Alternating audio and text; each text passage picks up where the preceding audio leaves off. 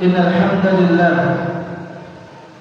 نحمده ونستعينه ونستغفره ونعوذ بالله من شرور أنفسنا ومن سيئات أعمالنا. من يهده الله فلا مضل له ومن يضلل فلا هادي له. أشهد أن لا إله إلا الله وحده لا شريك له وأشهد أن محمدا عبده ورسوله لا نبي ولا رسول بعده.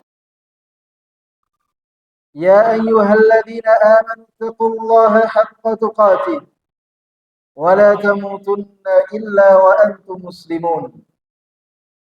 يا أيها الناس اتقوا ربكم الذي خلقكم من نفس واحدة وخلق منها زوجها وبث منهما رجالا كثيرا ونساء واتقوا الله الذي تساءلون به والأرحام إن الله كان عليكم رقيبا. يا أيها الذين آمنوا اتقوا الله وقولوا قولا سديدا يصلح لكم أعمالكم ويغفر لكم ذنوبكم ومن يطع الله ورسوله فقد فاز فوزا عظيما. أما بعد فإن أصدق الحديث كتاب الله وخير الهدي هدي محمد صلى الله عليه وسلم وشر الأمور محدثاتها وكل محدثة في الدين بدعة وكل بدعة ضلالة وكل ضلالة في النار. Ma'asyiral muslimin, jamaah sidang Jumat rahimakumullah. Khatib wasiatkan kepada diri khatib pribadi dan kepada jamaah sekalian, marilah kita tingkatkan iman dan takwa kita kepada Allah. Kita laksanakan perintah-perintah Allah dan kita jauhi larangan-larangannya. Kita laksanakan perintah-perintah Rasulullah sallallahu alaihi wasallam dan juga kita jauhi larangan-larangan beliau. Ayyuhal ikhwah, jamaah sidang Jumat rahimakumullah. Setiap manusia menginginkan masuk ke dalam surga. Baik mereka yang beriman kepada Allah, orang-orang yang ahli ibadah, mereka ingin dimasukkan ke dalam surga. Begitu juga orang-orang kafir, orang-orang yang ahli maksiat, mereka juga menginginkan masuk ke dalam surga. Oleh karenanya Allah Subhanahu wa taala menegaskan, wa qalu la yadkhulul jannata illa man kana hudan aw nasara. Orang-orang Yahudi dan Nasrani mereka berkata, tidak akan masuk surga kecuali mereka. Akan tetapi Allah Subhanahu wa taala membantah pernyataan mereka. Tilka amaniyuhum, yang demikian itu hanyalah angan-angan mereka. Qul hatu burhanakum in kuntum shadiqin.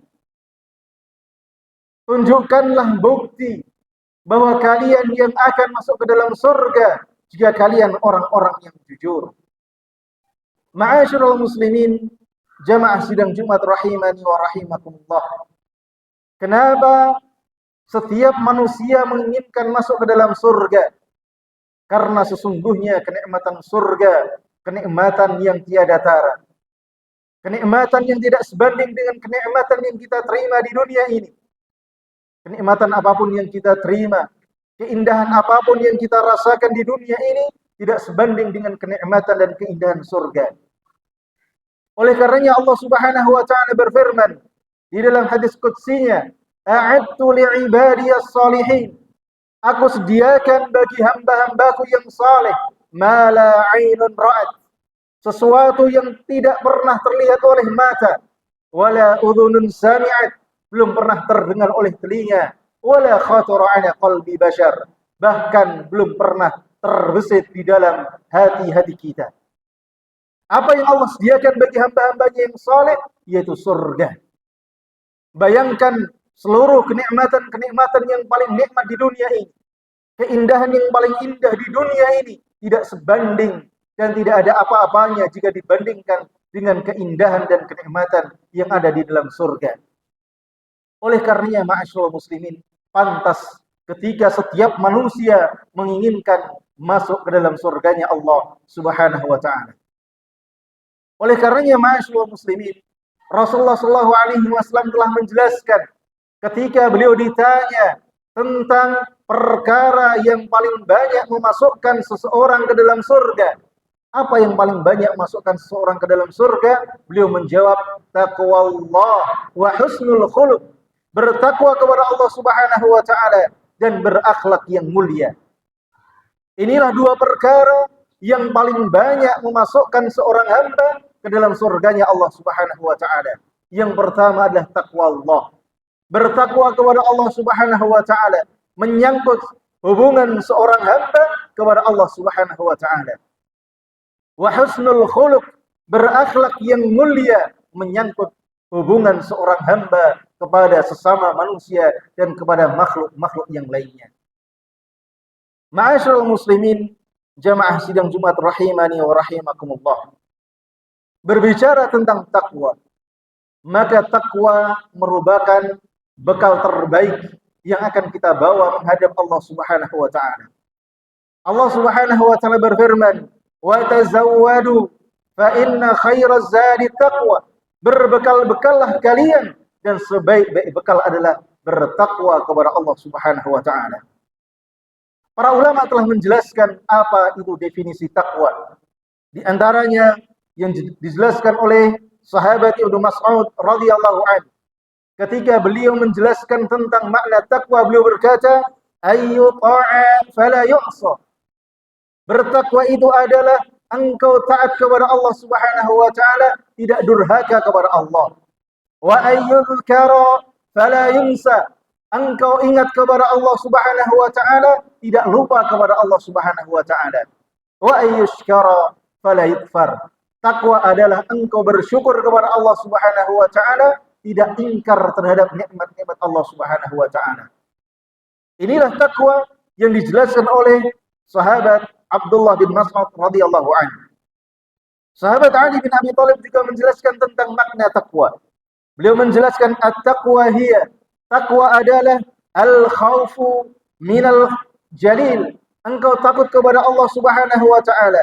Wal 'amalu bitanzil, mengamalkan perintah-perintah Allah Subhanahu wa taala. War ridha bil qalil, qanaah, menerima pemberian Allah Subhanahu wa taala. Wal isti'dadu liyaumir rahil. Engkau mempersiapkan diri menuju perjalanan bertemu dengan Allah Subhanahu wa taala. Inilah takwa. Kemudian takwa dijelaskan pula oleh para ulama yang lain, di antaranya Talaq bin Habib rahimahullah, beliau menjelaskan bahwa takwa adalah an ta'mala bi ta'atillah. Engkau mengerjakan ketaatan kepada Allah Subhanahu wa taala. Perintah-perintah Allah engkau kerjakan ala nurim minallah, di atas cahaya dari Allah Subhanahu wa taala, tarju thawaballah.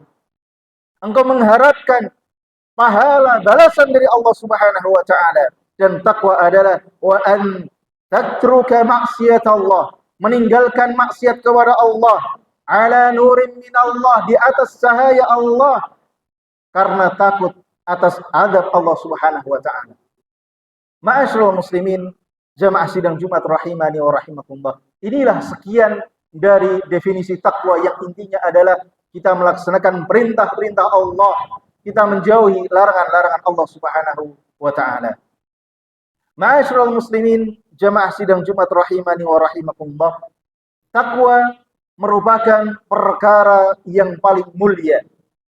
Oleh karenanya Allah Subhanahu wa taala menjelaskan, inna akramakum indallahi atqakum. Sesungguhnya orang yang paling mulia di antara kalian adalah orang yang paling bertakwa kepada Allah Subhanahu wa taala. Begitu juga Rasulullah sallallahu alaihi wasallam ketika ditanya, ayyun nasi akram. Manusia yang seperti apa yang paling mulia, wahai Rasulullah? Kemudian Rasulullah sallallahu alaihi wasallam menjawab, akramuhum indallahi atqakum. Orang yang paling mulia di antara kalian adalah orang yang paling bertakwa kepada Allah Subhanahu wa taala. Aqulu qawli hadza wa astaghfirullah li wa lakum.